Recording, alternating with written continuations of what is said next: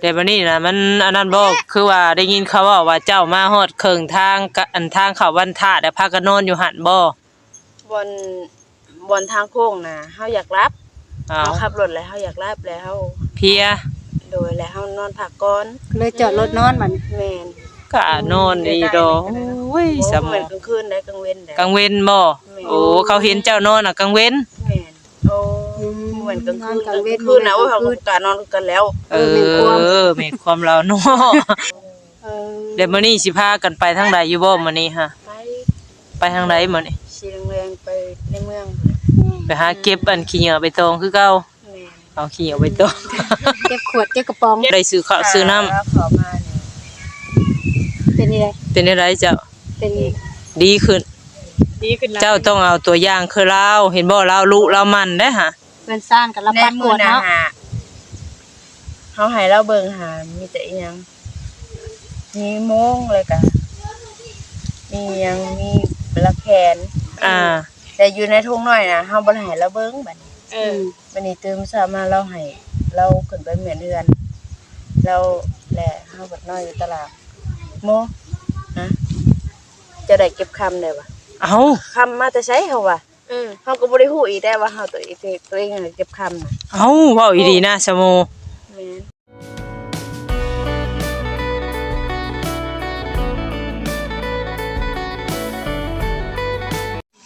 สบายดีและสวัสดีเด้อพ่อแม่พี่น้อง FC ฟ้าดุงเบิดสุขสุขคนก็ยินดีต้อนรับเข้าสู่ช่องสาวนวลสายลุยคือเก่าคือเดิมเนาะพี่น้องเนาะ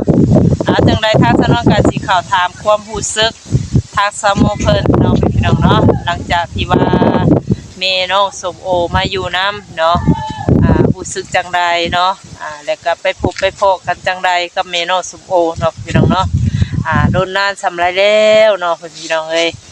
จังใดทางสนองการสิเข้าไปอบรมไปไทยไปถามทางสาวโมเนาะโดยพี่น้องเอ้ยทางสาวโมนัดหมายเพิ่นออกมาข้างนอกถามเพิ่นก่อนจังนิดจังหน่อยนั่งคักนั่งแน่แท้นี่ฮะลมหนาวเย็นจ้อยๆบ้าน สบายดีป้าลุงสบายดี สบายดีน้องโม โด ตุ้ยลุยเลยบัดนี้เริ่มตุ้ยแล้วเพิ่นนี่ คือว่าเบ่งแท้เนาะ คืออวบคืออิ่มบ้าน ไปกินหยังมาคือเบ่งแท้มื้อนี้ยังบ่ทันได้กินบ่ทันได้กินคืออ้วนเท่าซะคือเบ่งอิ่ม จะยังบ่ได้กินข้าวเช้าวันนี้นะ ข้าวเช้ากินแล้ว โอ้ยังข้าวเที่ยงอืม เช้ากินแล้วยังข้าว นี่ เที่ อย ง ยู่เฮือนอยู่ซานบ่ได้ไปทางใดจักมื้อแล้วมาอยู่เฮือนนี่ ได้ช่องผิดแล้ว ได้2ทิศเลย โอ้สองทิศแล้วมาอยู่เฮือนนี่ แป้งรถแล้วก็มาอยู่ มันยังมือเดะมือดำเปลงรถบ่ด้วยยัง โอ้ดังไฟของเขา โอ้ไปเปลงใช้เปลงอยู่สร้างพุ อยู่ในเมือง เบิดเท่าไหร่ฮะ หมด600,000 โอ้เอาเงินใช้น่ะ 5 โมงเย็นนี่แหละ โอ้มีเงินได้สามโมนี่บ่ธรรมดาเลยเด้อนี่แล้วเพิ่นเว้าอยู่อีใบตอง ย่าก่อนถูย่าก่อนลูกล่ะ ทุจ้าน้ำมนต์ น้ำมนต์ จ้า บ่ให้นมเด้อนี่เด้อบ่ให้นมเจ้าเด้อเอาสานั่งดีๆงามๆเรียบร้อยนั่งหมอบตะหมอบได้นั่งตะหมอบลืมแล้วบ่ หมอแม่นะ โอ้เพิ่นดึงลงบ่ เสียง เพิ่น ห้ น่ะ องเอาบ่โซเพิ่นนั่งสบาย นั่งแบบสบายๆเนาะ ตาจนจะเห็นนะ เอาวันนี้ข่อยสิถามเจ้าเป็นจังไดมาจังไดคือมาพ่อแม่น้องสมโอบาด อันน่ะเฮากับมีเฮากับบ่ฮู้แหละ อืม อันนี้เฮาเจอกับน้องเรา น้องสาวเรา แม่น เ เฮาก็บ่จื้อใช่มั้ยนะ อา อันนี้เฮาก็แน่เบิ่งหน้าเฮาก็คุ้นๆอยู่หักแต่ว่าเฮา บ่จื้อเพิ่น บ่จื้อมันนี่เพื่อนเจ้าใช่อยู่ลุ่มพุ่นแล้วว่ามันเนี่ยเฮาอยากอาบน้ำพาเฮาอาบน้ำนี่ว่ามันนี่แล้วก็พามือมันนี่เฮาก็ย่างไปเพื่อเจ้าแถวใดมันไกลเฮือนน้องโบลำบ่ว่าข่อยก็เป็นน้าสาวกันว่าแม่นสิบ่ว่าบ่ได้จื้อได้ว่า ก็คือว่าบ่จื้อกัน น้องสาวอันน่ะเล่านี้ไปพ่อกับเจ้าออกชื่อว่าสมโอแล้วก็ฮู้ว่าโอ้ยหลานสาวข่อย เพราะว่าลูกน้อยๆแล้วน่ะ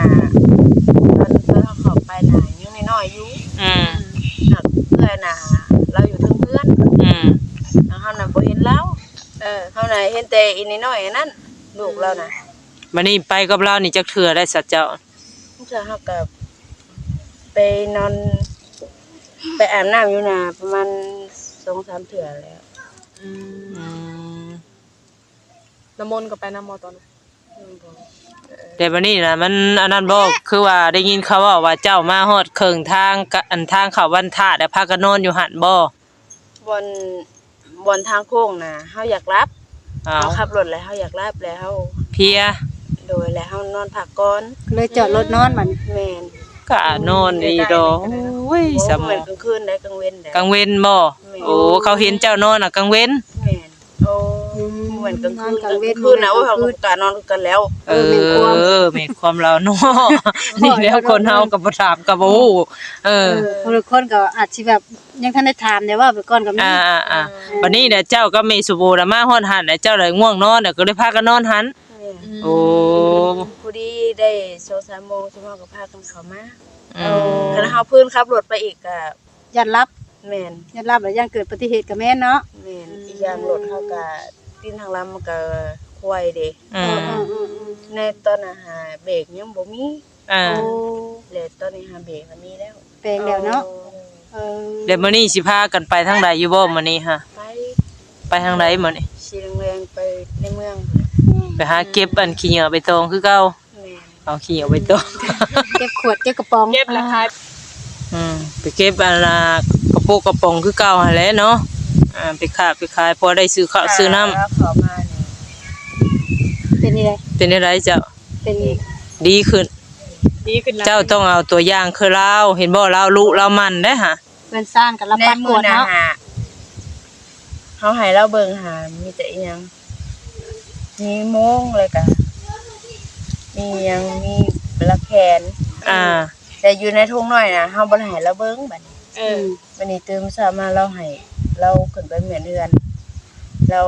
แหละเฮาบัดน้อยอยู่ตลาดโมฮะจะได้เก็บคำได้บ่ เอา คำมาแต่ใช้เฮาว่ะ เออ เฮาก็บ่ได้ฮู้อีกได้ว่าเฮาตัวเองน่ะเก็บคำน่ะ เอาเว้าอีดีนะสโม แม่น จักบาทนะ ที่ เฮาก็บ่ คำของแท้บ่ แม่น ใช้เอามาเบิ่งดูฮะ โอ้ยขายกินเลย เอาขายเลย ขายเลย ได้เท่าไหร่อะนะ ได้เท่าไหร่บัตร 600,000 6แสนแล้วเพิ่นได้บอกว่าจะถึง อันน่ะ หูหนึง จักสิแม่นเพราะว่าเราเบิ่งออกเด้ กิ่งเดียวบ่ สองกู อันเป็นเป็นดันตั้งบ่ แม่น โอ้มันกลัวแล้วเนาะ600,000 แน่มื้อน่ะหาเฮาก็เห็นเจ้าเข้ามาแล้วเฮาก็สิงกเข้ามา คือบ่บอก บ่ยันแบบว่าเป็นฮูนหั่นนะบ่ได้ ว่าหูนกะลาอยู่ได้สโมเกย จะถึงเนาะ บ่แม่นฮูน เครื่องสรึง มีหน้าต่างแบบจัง เครื่องหูน เขาเอิ้นว่า เครื่องหูน เออ นี่ต่าง เออ เครื่องหูนละจ๊ะ มันลำพันนี่ได้อันนั้น บ่ยังคิดได้ก็ได้อยู่ 1,000-2,000น่ะเนาะเดี๋ยวนี้เนาะ เอาเฮาไปขายได้เนาะ อืม ให้เฮาไปขายที่อาจสิแบบว่ามันต่ำเนาะ เออเสื้อกับเครื่องฮูนจังซี่นะแบบฮูนเด้อ แล้วมื้อน่ะหาเฮาออกไปแหละเฮาว่าสิเข้าไปหาเจ้าอยู่เฮาไปเลยบัดนี้ เออไปขายอยู่ไสขายน่ะ ไปอยู่ตลาดใหญ่ หันคำคันแม่นบ่ได้แต่6เซน มาปัน คนละ3แสนบ่ บัดนี้กระเป๋าอันนั้นน่ะกระเป๋าได้เก็บในทางบ่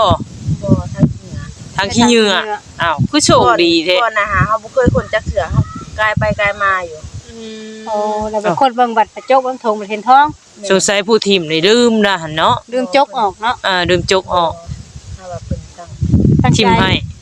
บ่หรือว่าใดๆหรือว่าโชคชะตาบ่ เพิ่นตั้งอยากเอาให้ โอ้ยันแม่นประจักษ์แล้วเนาะ อย่าเพิ่นเห็นแบบเฮานี่ไปแต่ละมื้อสิเนาะ อ่า ที่เพิ่นเห็นไปจะถิ่มไว้ เช่นนะหาเฮาเที่ยวไปตลอดแต่ว่าทางตัวนั้นเฮาบ่เคยคนจักเถื่อ โอ้ เป็นคนครั้งแรกก็คือพ่อเลยเพิ่นบอก หน้าบ้านเพิ่นบ่ แม่น โอ้ เฮาจับขึ้นมาเฮาก็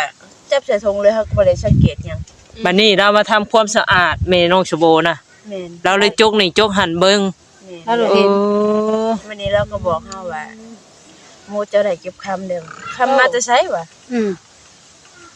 เฮาก็งงแล้วเฮาก็ ดีแล้วเราก็บ่ได้บังเอาคนเดียวเนาะเรายังบอกสะโมถือว่าเราดีได้เนี่ย คนละคนน่ะเก็บเอาผู้เดียวได้เนาะ โอ้ แม่น เออ ทั้งๆที่เราก็บ่ได้ฮู้ทำอยู่ในหัน เฮาก็บ่ฮู้เองว่าเฮาได้เก็บคำมื้อ บ่บอกซะโมก็สิเป็นหยังอ่ะนะ เฮาเป็นคนอันจบเย็นเนาะ แม่น บ่ ทั้งที่ซะโมมาก็ยังบ่ฮู้เด้ซะ เห็นอยู่ในถุงเด้ อืม เอา มีแต่อันเดียวแหละเราบ่ได้เห็นน่ะ อืม มันนี่ตื่นเช้ามาเฮาตื่นขึ้นมาโมฮะมึงได้คำเลย คำมาจะใช้บ่ อืม นี่นะมันนี่เราก็จกให้เบิ่ง อืม เจ้าซึ่งฮู้แม่นบ่ตะกี้ก็บ่ได้ฮู้ โอ้ โอ้ก็ดีได้เรา บัดนี้หลังจากที่ว่าแม่น้องสุโบเข้ามาแล้วความรู้สึกเจ้าจังไดบัด ก็ดีขึ้นจังได๋ เออ คนว่า อ่า มีคนเมียนคนมัดให้เนาะมีอยู่ มีเฮือนมีซานนั่นเป็นเบิดทุกทีบเนาะ เป็นแน่บัดนี้ติ คือว่าคนอยู่ในได้โมบัดนี้เขามาคอยยังโอ้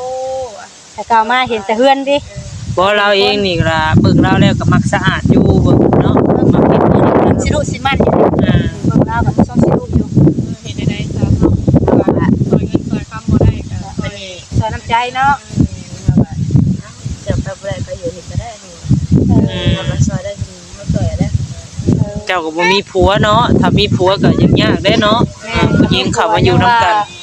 เฮากันระแวงว่าคิดเนาะผัวเฮานี่บ่อยู่บ่หรือยันเพิ่นคิดไปไกลเนาะ อืม นี่เราก็บ่ได้มีผัว คิดว่าซอยเราไปเนาะเจ้าก็ได้ต่างคนที่ว่าเพิ่งพาความร้อนนะตอนนี้ยังร้อนอยู่ ดีฮอดมาเพิ่งเย็น นี่ฮ้อน เฮาก็เป็นแบบเรากัน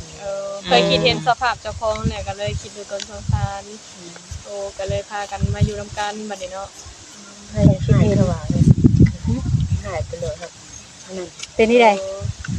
แต่ก็เว้าคือน้องก็เบื่อนะประมาณนี้แม่นบ่ เป็นกันเองสิบ่บ่ได้เครียดอาหาร เจ้าก็อย่าถือสาเราแหละเราบอกเราสอนก็พังเอาแหละเนาะเราเป็นเอื้อยเจ้าได้อ ให้เจ้าคิดทบทวนหาแล้วว่าสิ่งที่เราบอกค่ะมันดี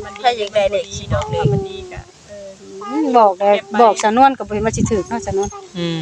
เอ้ามื้อนี้เลขไทยได้ อาบน้ำอยู่บ่เจ้า ยัง จักมื้อแล้วบ่ได้อาบน้ำ2มื้ออยู่ได้ จะ จังได๋ เปิดได้ให้นะ ก็อยู่ไปสิแล้วเนาะ เอ้าเฮาก็เป็นคนเอาน้ำมาเลย สโมเอ้ยเจ้าอะไร เอาน้ำมาชน คือตอนนี้ก็ ปืนไผเพิ่นตัดจากมือแล้วสโม แต่เอื้อยนั่นนะจัก อื มื้อ มมื้อซืนมื้อตึงนั้น ได้บ่4มื้อ ประมาณนี้แหละ โอ้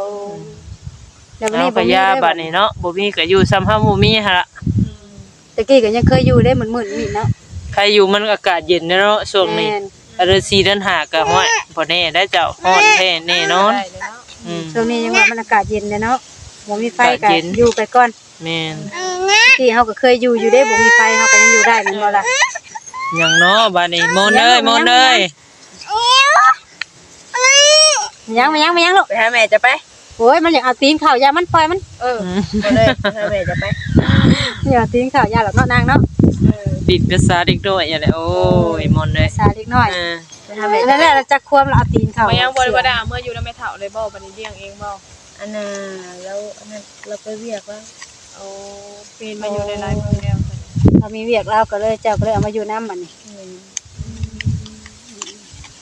จะมื้อใดถ้าสิเอาเรากลับคืนอยู่ บ่ฮู้ ไปนำแม่เลยไปนี่ เอาไปน้ำบ่นี่ก็ไปรับไปเก็บอันกระป๋องกันเอาไปน้ ระวังเด้อพาลูกไป14ชั่วโมงนะค่ำกลางคืน ำ เจ้ายังไปกลางคืนอยู่บ่ซุมื้อนี่ ไปกลางคืนแน่กลางเว้นแน่ ข่อยชวนหลายน่ะบ่อยากให้ไปกลางคืนน่ะ ว่ามันมีความเสี่ยงหลายเนาะ ความเสี่ยงลูกอีก เจ้านอนรับเด้บัดนี้คันกลางเว้นยังว่ามาบ่ฮอดเฮือน ช่วงคันเราไปนำนาเฮาให้เราเอาอีมนต์แล้วเฮาหาเราเก็บ โอ้ เบิ่งมนต์ยันรถยันล้างโอ้เสี่ยงเด้สะโมเฮ็ดแบบนี้ยันลูกแล่นเนาะแม่ซะไปเก็บซะอันภาคทางปะน่ะแม่เอ้ยแม่บ่เบิ่งรถข้ามทางแล่นไปหาแม่เฮ็ดจังได๋บัด บ่อยากสิขึ้น อิหยังสิเกิด ก็บ่ให้ป้าคันคือจะสิไปเก็บกับไปนำกันกับลูก อุ้มไปน้ำหรือว่าจูงแขนไปน้ำเนาะ ให้อยู่พังเดียวกันโลดเนาะ ไปเฮ็ดได้ว่ามุ่นจะยืนอยู่นี่เด้อเดี๋ยวแม่เก็บนั่นก่อนแป๊บเดียวเลยอย่าไปเฮ็ดได้ เคยมีอยู่บ่แบบนี้มื้อนี้หั่นน่ะความคิดเรา ยังแบบนั้นก็ยังกล้าเฮ็ดเนาะ ตลอดแม่นบ่แต่ยังดีว่าผู้นี้พังบ่ ยังดีแต่ว่าทั้งลูกนี่พังให้ยืนอยู่นี่ก็อยู่แม่นบ่ เคยตีแหลกเลยตี ฮ่า จะอย่าเฮ็ดได้โม เด่นน่ะดีได้รถผ่านรถ เป็นน้ำเนี่ยอันนั้นมาน่ะกินแน่น้ำล้างได้ ให้นะแต่ว่ารถบ่มี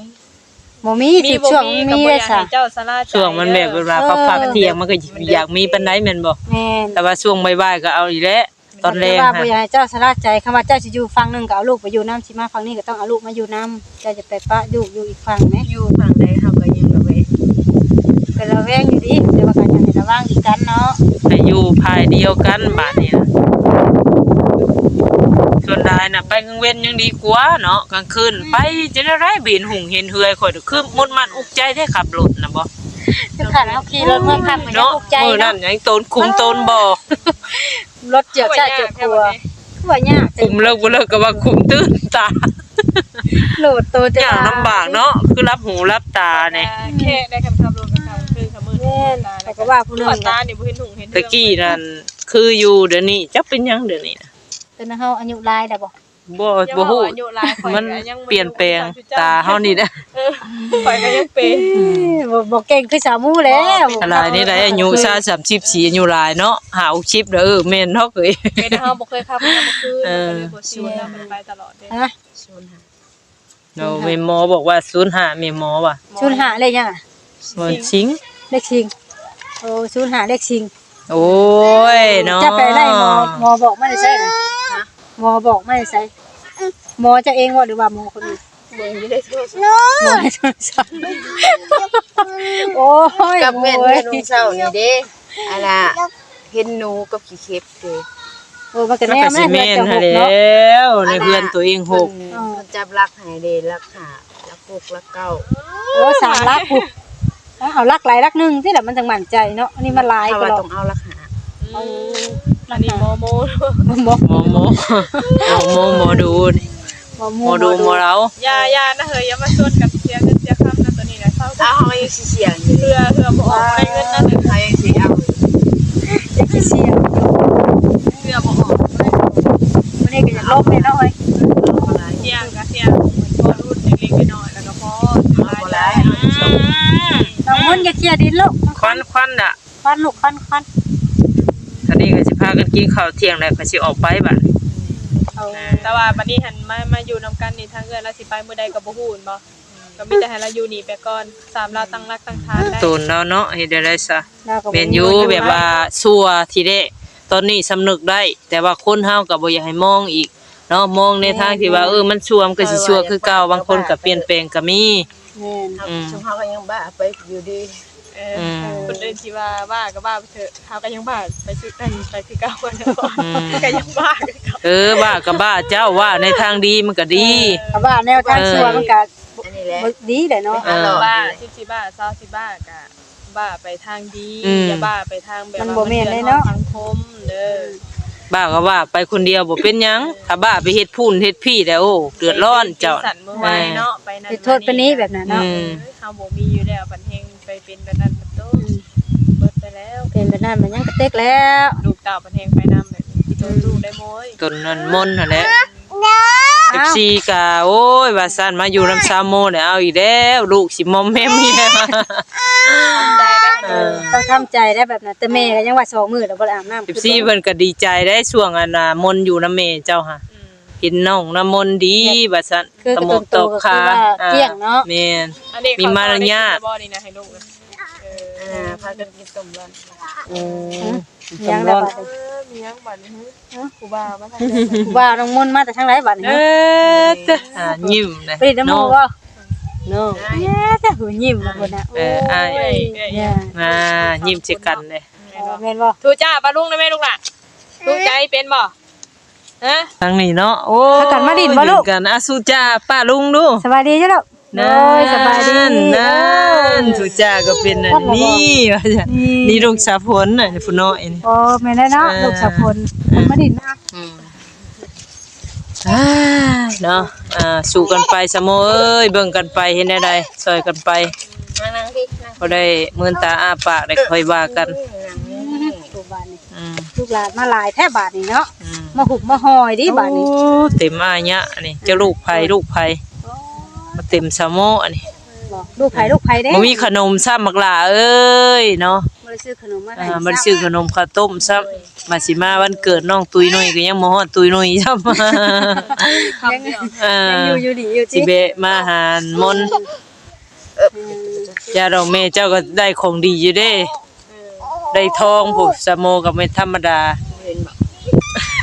นี่แหละ ลงไม่เอานั่งเลย ก็ เบิ่งลูกได้แน่เดืองดี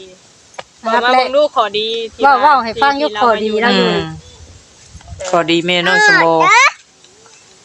นี่จ้า ย่าง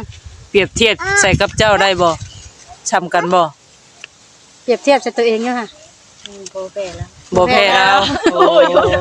ผู้อยู่ซะ ผู้เด้เนาะผู้ตัวเองดี เบิ่งลูกค่ะเรามาอยู่กับบ้านซองเพื่อนแบบคือจะมาคือ เรา เพื่อน เรามาเห็นทีแรกเราท่วงบ่เฮือนเจ้านี่ เราก็เก็บ เราบ่ได้ท่วงว่าอุ้ยโมคืออยู่ได้แท้เราบ่ได้ว่าบ่ อันน่ะตอนเขาไปลินน้ำเหล้าก็เราก็ถามเขาอยู่แล้วว่ามันคือบ่เมื่อเฮือนนี้สิเมื่อได้บ่หลุดกระเทือมันแป้งหลุดแล้ว เราก็ยังทำทายอยู่เนาะเรื่องมาเฮือนมาชานอะไรก็ได้ แล้วก็ถาม บางคนเขาก็ว่าเฮานี่ฮะเอารถไปเมียบ่เดินน่ะก็ว่าเฮานี่ขายรถ โอ้ เฮาก็ตอบไปนํเขาเลยขายก็ขายเฮาก็ว่าสิ เดี๋ยวกูสิมีสูตรให้เห็นแม่นบ่ความคิดเรามันเป็นแบบนี้อันนี้ไปสิเว้าหยังก็อย่า ปล่อยไปตามเกมเขาเลยนะว่าจัง อันแล้วตอนนั้นเด้ ตอนที่เขาว่าเรา แต่ ขายรถ บุญๆตอนนั้น แต่รถสามูขายรถน่ะเนาะ ว่าขายรถพ่วงรถหยังเนาะตอนนั้นเนาะบ่ได้ว่าโมบ่ได้ขายมันว่ารอบสองอีกเด้หนักนะ เอา